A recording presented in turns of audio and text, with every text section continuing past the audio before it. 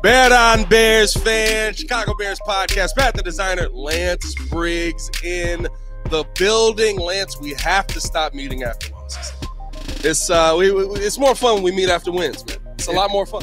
It is. You know what? Our day's coming. Our day's coming. Our day's coming. There's talent on this team. We'll be able to look back and we'll say, man, you remember all those days? We look back when we were after all those losses. Yeah. You know, our day's coming. We got to talk about the coaching, got to talk about the quarterback, got to talk about the team's play overall. I know you're chomping at the bit based on the last 4 minutes from the defensive side of the football.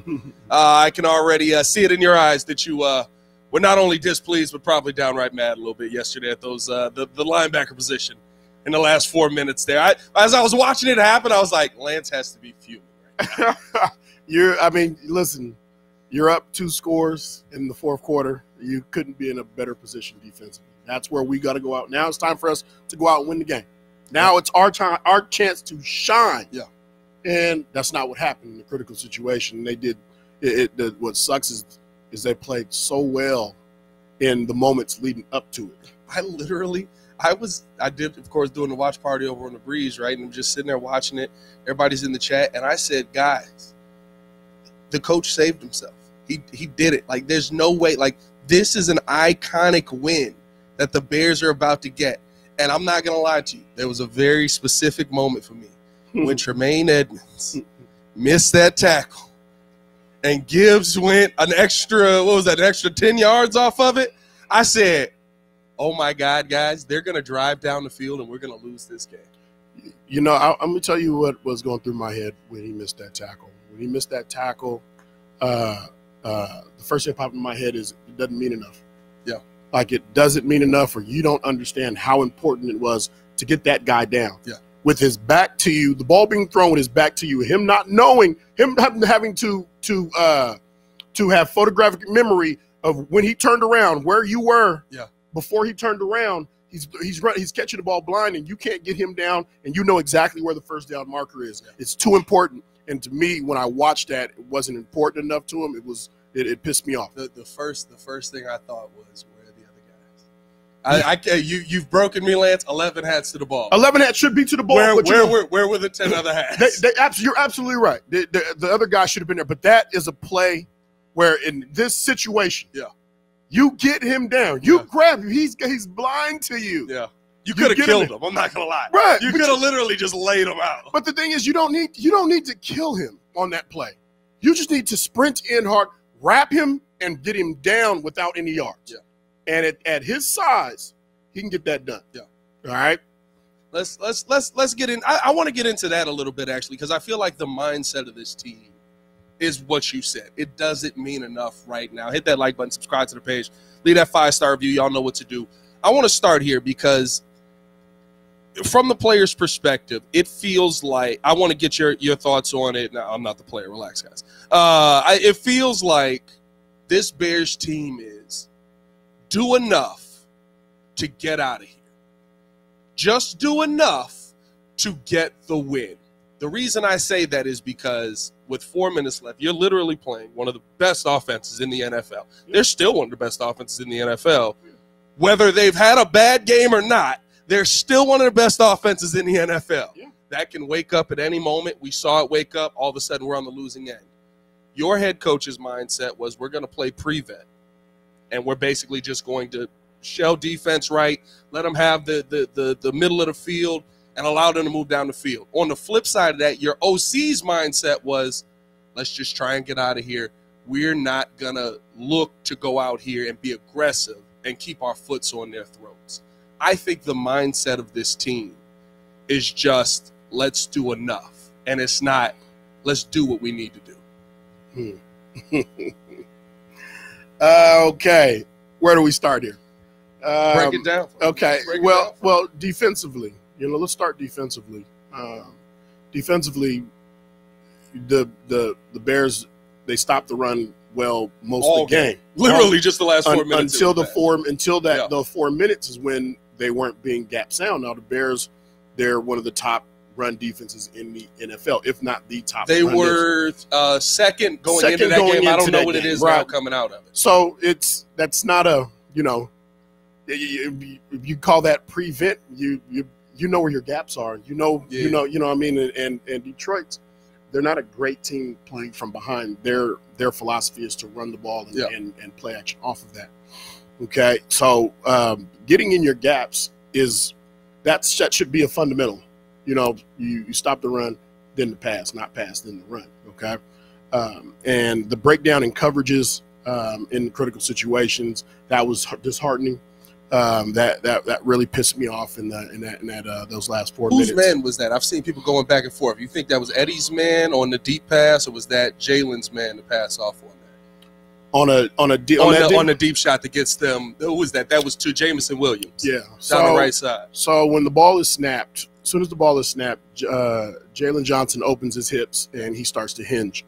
That lets me know that they're in some sort of zone. Right. Okay, they're in a zone, so they're probably in cover 2 or cover 4. Right. All right. Now that means that he's hinging, and on corner route he has to get himself to between the numbers and the sideline in order to play the corner, right, and to play anything short. All right. You got to have a safety over the top.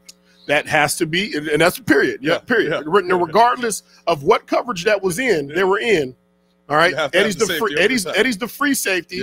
Yeah. Brisker is the strong safety. There should have been a safety over the top regardless. Right. Okay, but anyway, let's just say for argument's sake they were in the zone. Okay, Eddie should have been the deep safety. His eyes were where they were supposed to be, and he wasn't backpedaling on the snap of the ball. He allowed a receiver to get beyond him, and you have to be deeper than the deepest. So to me, there was a breakdown in your fundamental, right, you know, and your technique, and so a play like that should never have happened. Right. And Eddie should have been there to break that ball up or at least contest it. Yeah, there was a lot of ugly on the defensive end in there, and there was nothing wrong with that call. There was the call I like. Right. The call I like, and I think you got to go out and execute. Here's the thing that I think happens a lot is we can sit here and blame the coaches, and I do. I look at the coaching staff and the mindset of it, and I think that in my mind, there should never be a moment where you say we've done enough, especially when you see how the games have been lost, multiple games this season, right? Where yes, we've done enough, but we're not there yet to the point where we can say 12 points is enough. We were up 28-3 on Denver, and we lost. You know what I mean? Like, there shouldn't be, like, the mindset of the team to say we've done enough to me is one where I think that has permeated into the players because that's what leadership is. And on the missed tackle by Tremaine Edmonds, there's not everybody there. We did enough. He should be able to get him. You know what I mean? Yeah. When I was coaching the freshman football team, and it was the first game of the year, and there were plays that they were running they were loading up the other side. Okay, you'd have four wide receivers on one side, and then the quarterback would do a quarterback keeper away from the four strong. Okay, they were killing us on that, and then they would take a pass, they would dump it kind of right behind our linebackers. They would take a specific receiver. And one of our other defensive coaches, he comes up, he's like, Briggs, hey, listen, let's double cover. Let's double this receiver. Yeah. And I'm like, why? He's like, well, because we're getting hit on this. And I'm like, well, we're getting hit on this because our linebackers aren't doing their job. Yeah. So why am I going to have somebody go and do somebody else's job? Our linebackers have to do the job. That's their job. Right. And part of it falls on me as their coach. You know what I mean? Because if you're not understanding where you're supposed to be, even though we worked on this during the week, I have to do a better job of getting you to understand it. And if I don't have anybody better, then that's going to be our heel. That'll be our heel until you figure this out. Because that's what we are. Our coach has got to coach, and our players got to go out and execute. Yeah. So when I see these plays, you just got to go out, you got to execute. Yeah.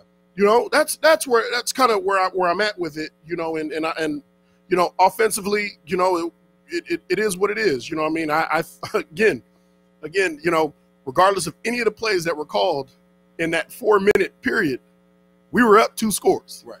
Offense did what they needed to do. Yeah. They did what they needed to do. You couldn't ask for a better situation to be in. Defense got to go out. You have to complete the cycle. What you guys went set out there to do, you started fast. You just didn't finish strong. All right, we're still a young group. We're getting to know each other, and we're building on this team. That's something that, we fought against one of the top teams in the NFL. Yeah. We fought against the top team in the NFC North. 100%. Okay, now we continue to put this team together and work toward where we need to be. Yeah. Next year, we finish that game. We finished Detroit. We finished them both games. You know what I mean? We certainly, if we finish Detroit, we finished the Minnesota Vikings, right, and we finished the Packers. Right. So perspective is everything. Perspective is everything. And what I see is us building towards something. I think that there is a lack of self-awareness with the Chicago Bears this year. And I think that's the part that concerns me about the coaching staff. It's almost like they think, I'm not going to lie, when I saw them play, I was like, I literally went, that's not Urlacher and Briggs out there. Because you guys will go into a prevent style defense, right? And there would be times where guys would get down the field, but in the red zone, you were deadly. In the red zone, you guys were one of the best defenses in the NFL. People weren't going to score. You get down, you can have the middle of the field. We'll give you that. You're not going to score on us down here. And it feels like Flus thinks he has that defense where we're going to get down here and we're going to be elite in the red zone. And that's not who the Bears have been all season. That's not who the Bears have been in most of these games. And when you've allowed teams to get those big yardage plays, you allow the Detroit crowd to get back into it, we've seen this defense crumple. I love that we added Montez Sweat, but that don't change the identity of your whole team. Not yet. Not yet. But to answer what your comment, maybe they're not who we were, but they can be who they can be. Right. You're right. They're not where they want them to be. Where Eberflus wants them to be. Who they can be. Yeah, absolutely. That's a vague bar. It is. That's a vague bar. That's right. You know what I mean? Like they can be who Eberflus is aiming for them to be. Right. You know what I mean? And they're not there yet. And they got to learn how to do it. Right. They got to learn how to finish. Right. But the fact that they played the Lions the way that they did, and up until that last 4 minutes, that's 56 minutes of great football. Right. All right. 4 more minutes. You know what I mean? How hard is it to ask for 4 more minutes? They're going to look at that tape, and he's going to say, listen, guys, if you erase 4 minutes of a football game, you guys played almost perfect. Yeah. You played almost perfect. That's how close. That's how, whenever you talk perspective, that's how close that they are. That's what I see. Lance may be a little more optimistic than most of us. I love it, though. I because here's the thing. I literally was like, they've got this. They figured something out. I was with you on that. And then I think that, let me ask you this. As a player, do you like playing a prevent style if you've got the game? You feel like you've got the game wrapped up. Do you like playing we're going to give you the middle we're going to give you these yards because we're protecting deep so that you don't kill us on the deep shot, which we got killed on anyway. But do you like playing that style as the player? Do we have Tommy Harris at 3 technique? No, we do not. Do we have Alex Brown? Do we have Adewale Ogunleye? Do we have Julius Peppers? Do we have Anthony Adams? Who do we have on our front line?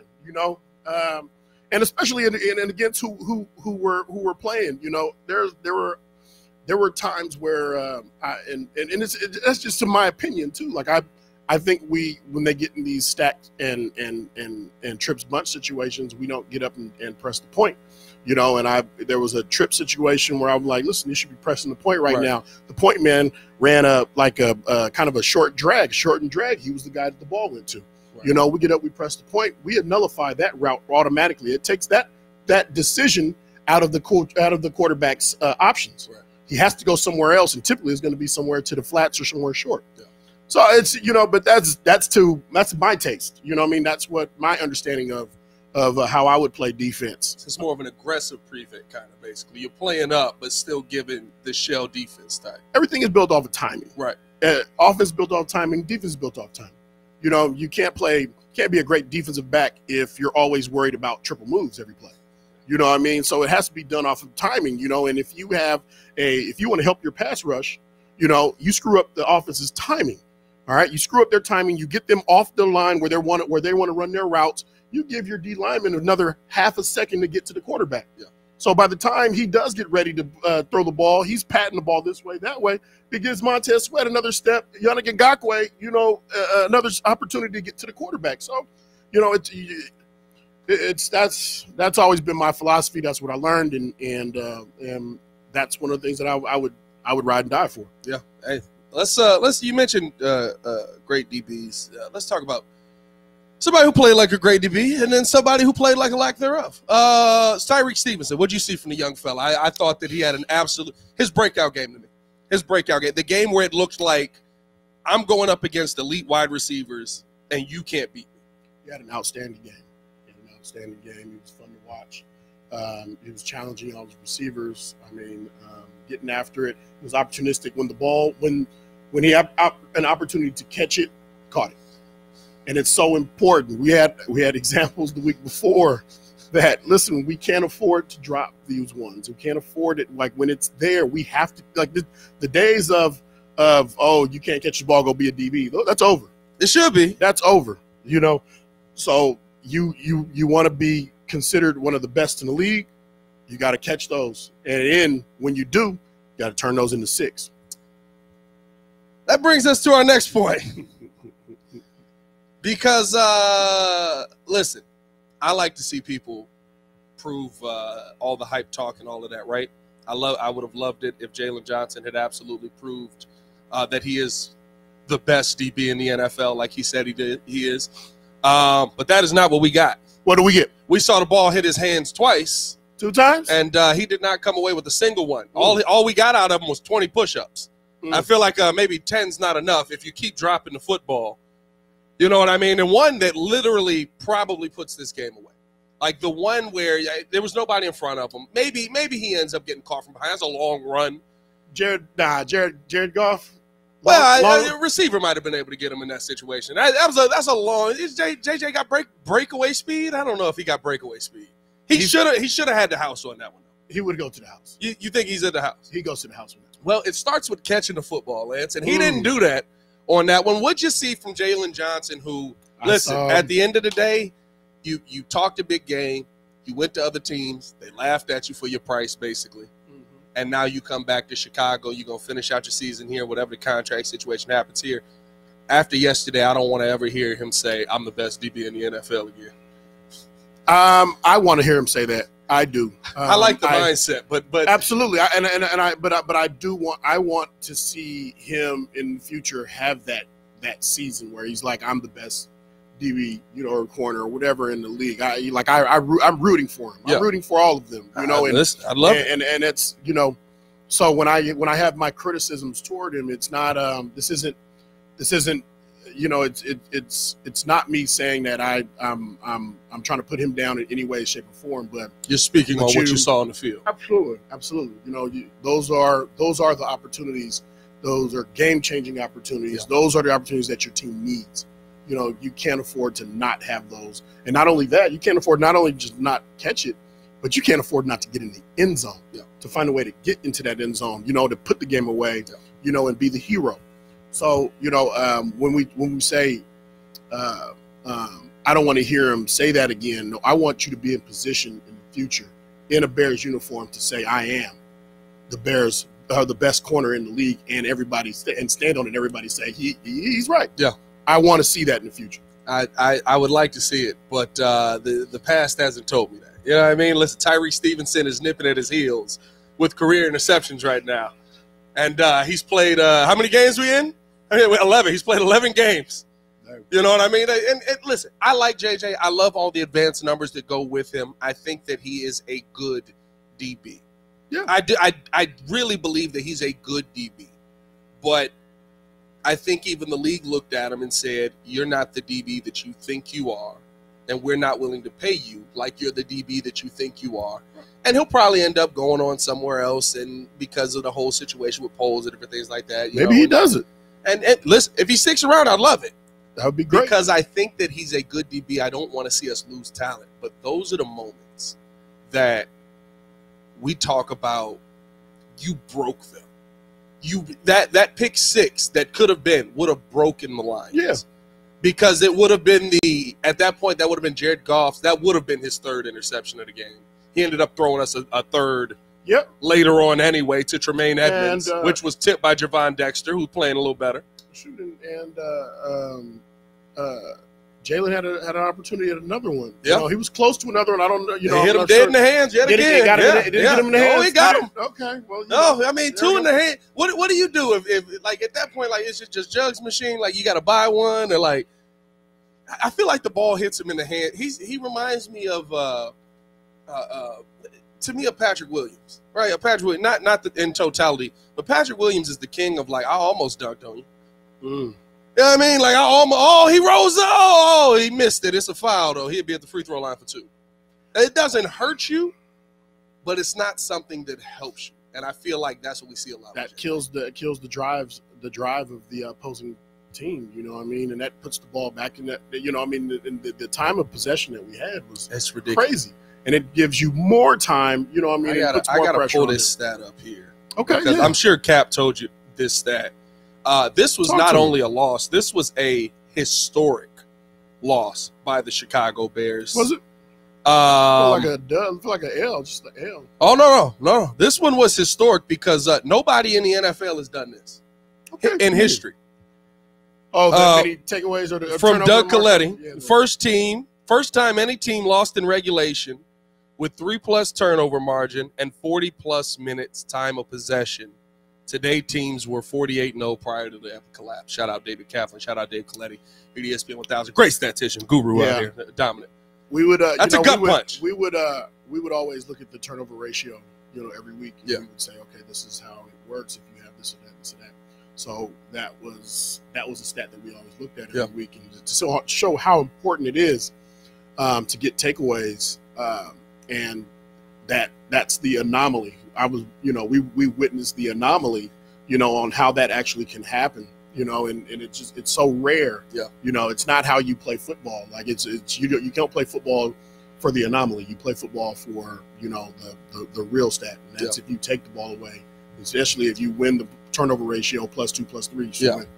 Yeah, it was an interesting. I think even to that point, the one thing that left me, now listen, the offense, I think, did a great job that day of putting points on the board. I would have liked to see a lot of those 3s be 7s, though. And now, granted, here's the part I keep telling people, and it seems like they don't understand this in the comments. That's a top 10 defense, and they get paid a lot of money to stop you from scoring touchdowns. And they're kind of good at it. I don't know if you noticed that. They're kind of good at it. I would love to be a Madden player that can just score when you want to. You know what I mean? You get in a situation, you score when you want to, and you go for it on 4th down, and you make 9 out of 10 4th downs. This is not video game. It's not. Like, this is real life. Like, this is real life. Yeah. You know what I mean? Real decisions. Okay? You can't just go out and think you can just mow everybody down. Yeah. That's not who we are. We're not that team. All right? We kicked a bunch of field goals. We had 2 scores. Yeah. We were up 2 scores in the 4th quarter. With 4 minutes to go. That is the situation that you want to be in. There was a 98% chance based on all the advanced stats that the Bears win. Right. So I mean, it was historic on so many levels. The one thing I will say, though, offensively, right, the one thing that I think also kills you in the first half, where we can talk about JJ, I can't not talk about the offense on the other side, is the defense gave you 2 turnovers, and you didn't turn any of them into points. You didn't turn either of them into points. I think on the 3rd turnover, we ended up getting a field goal out. Yeah, but why does any of that matter if we're up 2 scores in the 4th quarter? Like you're not a field goal. Right. You're not up 1. You have to score 2 touchdowns to win in 4 minutes left in the game. Who cares about anything else that happened in the game? Like, you didn't turn this into that. You didn't turn this. You were up 2 scores. Yeah. Like, I'm begging. I would beg for us to be up 2 scores in the 4th quarter with 4 minutes to go, because we're gonna go out and win this game. Yeah. Hey, let's go win this game. Yeah. Hey, let's go win it. But again, I think that again is the mindset that we see throughout this team, right? Where we did enough, and you're not there to the point where you can say you did enough. And the games have dictated that. I mean, like, defensively, I would love to say that our defense is to the point where you can sit there and say we can just play shell, we're going to be fine, and they can go down, they can have a chunk, we'll stop them in the red zone. This defense isn't that defense. That's the self-awareness that I want to see my coaching staff have. That's why, listen, I told you, we differ on this opinion. I'd have pulled the bus up. I'd have been like, listen, Flus, you wait here. We'll be back in about 45 minutes, and, like, just drove off. And I'd have went straight to Ann Arbor and been like, hey, Jim, you're not doing nothing next week. What's going on? You know, you're still suspended. We got a conversation time. You're not there yet with the coaching staff. You feel like they're building something you got to keep building with. I know. My issue is that what other coach has the answer? The problem with getting another coach is nobody knows who has the answer. Yeah. It's all guesswork. Yeah. It's guesswork. So you bring another guy in, okay, he changes his philosophy, he changes his scheme, he changes the way that his culture in the locker room. So now you have to go get other players to fit this philosophy and this scheme. It's the Josh Daniels effect. I mean, listen. No, it's the Josh Daniels effect. Okay, Josh McDaniels. Josh McDaniels. Yeah, It's Josh McDaniels well, if effect. we go get the worst one. No, but you're not going to get the worst one. But it doesn't mean you don't get the worst one for this team. Yeah. So what I'm saying is that there's too much. Is the worst one for every there's team. too much risk. There's too much risk in going and getting somebody else. You know what I mean? When you're building something, you can see it. Yeah. You know, it might not be in the win or loss column, but you can see a core. You can see guys that are. You see pieces. You get more and more pieces that are coming together. Yeah. All right. They played 56 good doggone minutes of football. Yeah. Now, if they were to play 60 minutes of good doggone football, tell me how close you are to 4 minutes versus a coach that comes and changes the whole culture. Changes the whole personnel. We got to get different personnel. We got to draft differently. Now, that I will give you that. The one thing about Harbaugh is Harbaugh runs a 3-4. You're changing personnel out. You're swapping out what Ryan Poles has already built up. I also don't know if that's going to change, right? Like, it's not like, I guess you could go get a 4-3 coordinator. Because Jim doesn't call the defensive plays either, right? Like, he's a culture setter, basically. So you could go get a 4-3 coordinator. Where is he? What has he done everywhere he's been? Jim? Yeah. He's won. No, what does he run everywhere he's run 3-4 everywhere he's been. Okay. He's run 3-4 everywhere he's been. All right. I'm just saying, man, listen, listen, man, I'm not trying to be the genius. I'm just the guy that played in the game. Just stating the facts. I played in the game like John Madden. Hey, okay? listen, you're in the game. I got a game like with you. John Madden. You're in the game. You're actually in the game. I don't know if you know that. I think y'all are a legacy team on 24. I think 06 is a legacy team. Something like that. Elite like defense, that. You know what I mean? And have your Shannon Sharp moment right now. My thing is just that, listen, man, I'm just like the rest of you guys. Like, I really care about. I care about what happens with the Bears. I care about them building success, but I've watched, just like everybody else, over and over. Okay, let's get rid of these people. Let's go get something new. Let's wash this. This doesn't work. Right. This doesn't work. Let's go get something else. Like, there aren't that many doggone schemes in the NFL. Defensive schemes. There aren't that many. You know what I mean? Like there's just different philosophies. There's lots of different philosophies, and those philosophies come from this tree, that tree, but it's not run that same way. Yeah. Like Matt Nagy, he comes from Kansas City. Okay, the philosophy that he comes from is great, but he can't run it. Hey, listen, he can't even run it in Kansas City. No, but I'm scared. I got Pat Mahomes starting in fantasy for me tonight. I'm up enough, but how you break Pat Mahomes? So how do you break Pat Mahomes? I'm sorry, I had a moment there. No, I got you. But that to me, Pat, is like, who in Chicago is the expert to tell me who the coach is going to come and fix us? No, I don't think that. Listen, definitely not in Chicago. Somebody called in yesterday, and they said it was something so subtle, but it was the funniest thing in the world. And I probably the only one noticed it from the call on the post game show. Tune in. They said, you look back at all the great Chicago Bears head coaches, George Halas, Mike Ditka, Lovie Smith, and then they stopped. And I said, that's it. We got 3. And none of them really were. I mean, like, Halas and Ditka are connected in that sense, right? But, like, the gap from between those coaches is ridiculous. My hope is that that Ryan Poles, that he doesn't listen to anybody except what he truly believes. Yeah. Don't follow the trend. Don't follow the outside noise. Tune out the outside noise. Do what you believe is best for this organization and build it the way that you see fit. Like you're an ex-player.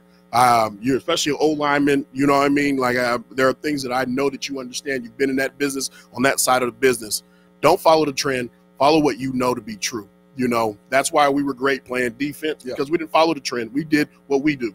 All right. And eventually, where everybody boos and wants you out of gone, once you start winning, everybody's going to praise you. Oh, yeah. They're going to praise you. Well, You will. No, I'll praise them. Listen, if the Bears win, I don't. Absolutely. That's all they want. They just want to. Everybody here just wants a winner. If all of a sudden Flus finds a way to rattle off 6 games, we're going to have, or 5 games, we're going to have a conversation on like, did he do it? Yeah, I mean, like that's football's a week-to-week sport. Like I already know what happens when wins and losses come into play. But the one thing that I will say is I think what we can see, and you mentioned this, is there's talent here. This is not a talent. This is not last year's Bears. It's not. Last year's Bears literally, like, everybody was like, they play so hard. That's because 90% of them are out of the league right now. Like, legitimately, like, I went through the list of players. Like, most of them aren't in the league right now. Bayless Jones is hanging on by a hair. Like, I don't know how you keep doing it. He got naked pictures of somebody. He got to have naked pictures of Richard Hightower. It's the only way. That's the only thing I can assume. But what I will say is this. We've seen very many times where you've got the talent, but the scheme does not accentuate the talent. And somebody comes in and does that. Now, you have to find that guy. That is Ryan Poles' job. That's what I expect him to do. Maybe Flus is that guy and we're being impatient. But it doesn't seem to me that he continually accentuates the talent on the defensive end. And I look at the same thing with Luke Getsy on the offensive end. I disagree with you. I disagree with you on the defensive end because they have played stout defense. They have consistently played good defense this year. They have consistently played. And I'm not, consistency is, consistency is 6 or 7 out of 10. Yeah. Okay. And you X out a couple of games. They have played consistent defense. They've been 21, right. 24 points a game pretty much. What I've seen, the biggest question mark is more on offense. Now, if Luke Getsy calls offense the way that he did yesterday, then I can see him and the Justin experiment works. It works. It works. I'm telling you right now, what they ran yesterday taking the ball plays out of your playmaker's hand in the fourth quarter. Are we talking about the fourth quarter? Or are we talking about the whole game? Are we talking about the game plan that they had all game? Right. That was the game. That's a winning formula. Right. But the thing is, they didn't run that to me in the fourth quarter. There are no perfect. There's one quarter that's got to be perfect. There's no perfect coordinators. Right. The game plan that Luke Getsy put together yesterday is winnable. That's what I'm talking about. I'm not talking about. I loved it for Detroit because it's the only other time we've seen them get beat was when Lamar Jackson ran a very similar game plan on them, and he dominated them. I love the fact that the game plan that they had. What I don't love is in the fourth quarter, 12 is enough. See, you keep going to the fourth quarter. Well, that's the one we lost today. Right, but that's all. And not even just the fourth quarter, but more specifically the last 4 minutes. All right, so if we focus on 56 minutes, it's a good game of the 60. It's a good. That's what I'm talking about. It's a good game plan. We got something to build on. Let's build on the 56 minutes and correct 4 minutes. Let's not go get a whole new coaching staff. Let's go get a whole new scheme. Go get all of this stuff. Let's correct 4 minutes and build on what we have and get better. Yeah. And be a team that we continue to finish strong. Next year, we don't have that form. That 4 minutes is done. We finish strong on all of these games. Yeah. All right? That's what I'm talking about. Even in the 4 minutes, though. Okay, let's correct the 4 minutes. Let's correct the 4 minutes, right? Justin Fields the one pass. One pass. You're up 2 scores you're not supposed to throw. Okay. You're up 2 scores you're not supposed to. You're supposed to run the clock out. But Lance, they got a 7-man front. You run it straight into it. You gotta again. Two handoffs to Khalil Herbert. Again. To one of the best. No, they weren't in the 7-man front. No, they weren't in the 7. They loaded the box. It's 4 minute. It's called 4 minute defense. Yes, so they loaded the box. They loaded the box. But you run it straight into it. Into the teeth of it. Listen, I get like it reminded me, and maybe this is a sore spot. It reminded me of when Lovey would do that versus the Vikings. I mean, they're going to run. It's 4 minutes. They have to run the clock out. They know the situation. We know the situation. Right. So it's important for us so we have to stop them on first, second down. They might possibly throw on third. Right. If we stop them fast, but we have to get off the field fast. Right. That's defensive critical situation. I like that. All right. Now, offensively, if we can get a first down, right, we make them burn those timeouts. We have to try to get them to do that, but we have to run the ball. Now, your choice of what you run, how you run the ball, whatever it is, that's on you. Yeah. Okay, that's on you. But the thought process behind it was right.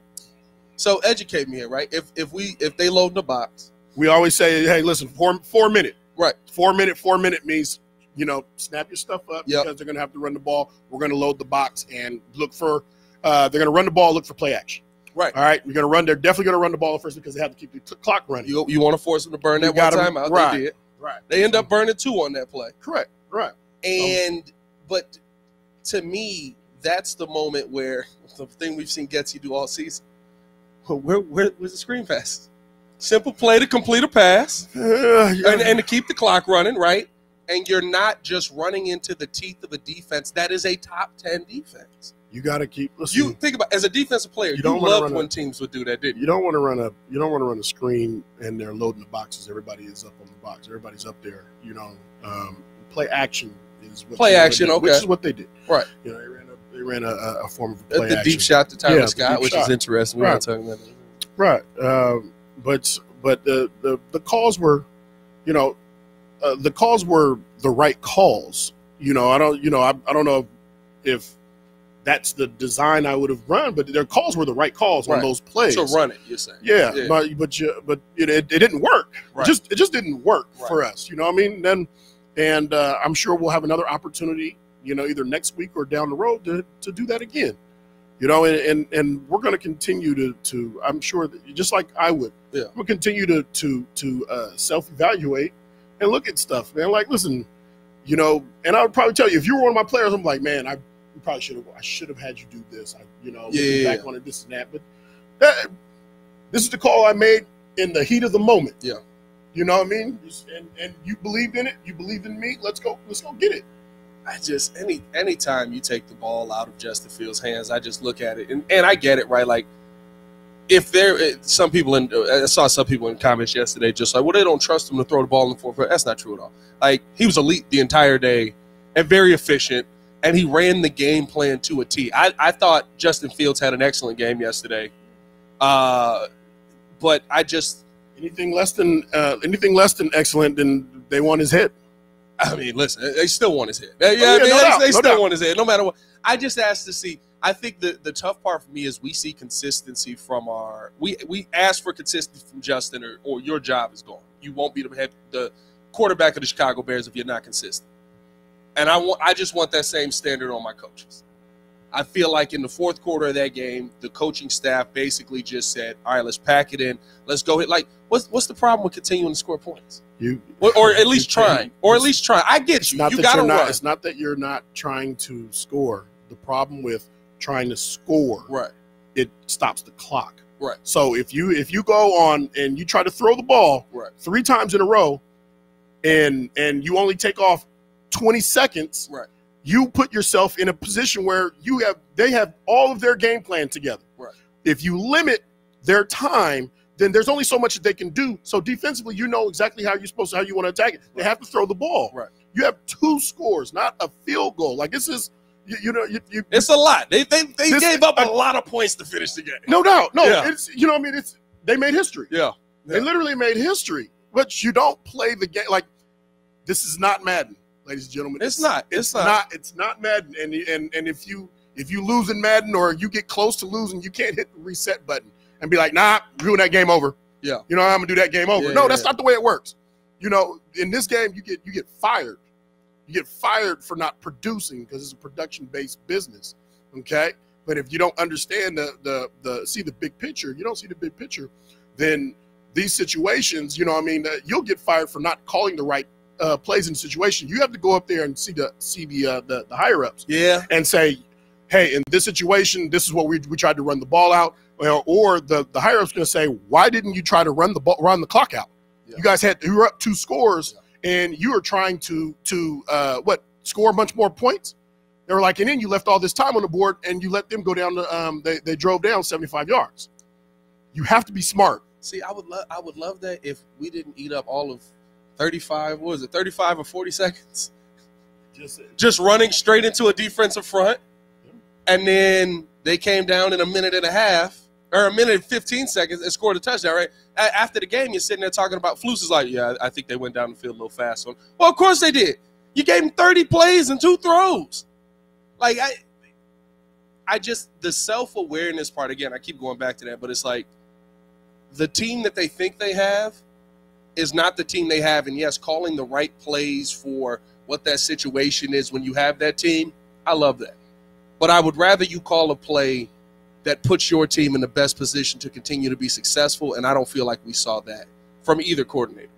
You wanted a better run play. I mean, I've never understood running into the team. Like, as a defensive player, did you not love when teams would just do that? When you've got Tommy and all of them in the front, and it's you and Urlacher in the back, and you're just like, oh, you're going to run right at us? There's not a lot of runs. There aren't runs that you call that are going to beat 8 and 9 man fronts. Right. Like you've got to knock somebody off their spot. Right. You know what I mean? You got to have a double. You got to have a ring where somebody's coming in and they're cleaning somebody out. You got to have a wham. You got to have something where that double is pushing somebody back to the next level. Right. You know, they weren't getting pushed, but they got pushed back. They got pushed back by that defensive line, so there wasn't anywhere to run. You know, but yet that's not. You're trying to double down. You're supposed to be able to win some of those. Yeah. All right. They didn't win that. They didn't win the line up front, and that's supposed to be a strength of ours, being able to run the ball and be able to push guys, move the big men. Yeah, I don't know. Hey, look, it didn't end up happening for sure. Let us know about the play call down below. Hey, I'm not gonna argue with him on like, listen, he played in the game, right? Like at the end of the day, he's been there. But I mean, listen, I know Lance. Lance loved when people would just say, hey, they stacking the box, they loading the box. They gonna run the football right at us. Like as a defensive player, you had to be sitting there just licking your chops like, okay, so they're not going nowhere for 2 plays, then they're going to try to pass it. It's all about understanding the situation. Yeah. You know what I mean? Everybody understands the situation. Everybody knows that, you know, with if once we punt the ball, it's a 2-minute situation. It goes from a 4-minute situation to a 2-minute situation. Yeah. All right. And then if they get the ball back, let's say they fumble, we're back to a 4-minute situation defensively. You know what I mean? Oh, we fumble again. Now we're back at a 2-minute situation. You know, that's how football. Yeah, it's all about the situations. Hey man, we'll see what it ends up being. It's pretty much chopped it up about everything. I think what'd you see for the most part? Do you feel confident in Justin Fields after this game? Absolutely. Like I mean, the 2.5 or 3.5 of the last 4 games, he's played really well. I'm confident in this team. I'm confident where this team is headed. Yeah, I'm confident where this team is headed, the way that they are. And that's how I feel. You know what I mean? That's how I feel. I saw 56 minutes of inspired play. Yeah. And we take that 56 and make it 60. You know, and we have a whole game of inspired play. You know, and we're trying to build something in the future. And that's what I see. I see us building a core, and I see this core missing a few pieces. Yeah. And you know, as opposed to a year ago where I was like, man, this is just holes all through this. Now we're down to we're missing a few pieces. Yeah. You know, that's a great place to be. In 2 years. I mean, Ryan Poles it's been 2 years. People act like Poles has been here 10 years. Right. He just got here last year. Yeah, absolutely. So, you know, it's I'm confident in Poles and putting together what this team needs. And, you know, we'll see what happens. Yeah, we'll see what it ends up being. I mean, do you feel like this could be – this might be sacrilegious to say, don't kill me in the comments. Do you feel like this could be very similar to the start of how Lovey's career started, where it wasn't pretty in the beginning? I'm sure people were doing the same things that they're doing now, but you see pieces there that you can build on that turns it into something great. No. that jury is out because Lovey had pieces on that defense already when he got here, and he knew exactly what he also needed to complete it. And that's why that trade was made early for Wale Agunlie and drafted Tommy that first year. We already had Mike Brown. Like it was that core. Yeah. I know he didn't know that I was going to be the player that I was, but then he obviously had Urlacher, that peanut. Right. So it was just this is different. It's being built differently. Yeah. But with that being said, I can see a legitimate core being built here, and you add Montez Sweat into the mix, they get stronger. Yeah. All right, you have the healthiest our offensive line has been. We ran the ball very well. We've been running the ball well this year. We can continue to move bodies, add depth, add very good depth to that offensive line, and add depth to that interior defensive line. I think we can be special. I hope you're right, Lance. I hope I'm right too. These are some tough weeks that we're going through here, Bears. It's true. These are some tough weeks we're going through here. Hey, listen, you got to break it down before you can build it up, baby. All right? I thought we broke it down. Oh, we've been broken. That's the problem. I'm broken down. We've been absolutely broken. I'm get shattered. it. I'm in pieces here, Lance. I'm dying. I just want I want a team that wins for more than a week. And you deserve it. One day. Absolutely. One day. Hey, you got any snaps left? Any snaps left? No. Okay. All right. This is what it is. We got your man Edmonds. Make that tackle. Hey, follow us on everything, man. Hit that like button. Subscribe to the page. Shout out to Dan Feeney's mullet that had to step in there and did an excellent job at center. Not bad. Yeah, not bad. Very, very interesting. He fits a little 1985 type player. 1985. Good mullet, strong mustache. You know what I mean? Good man.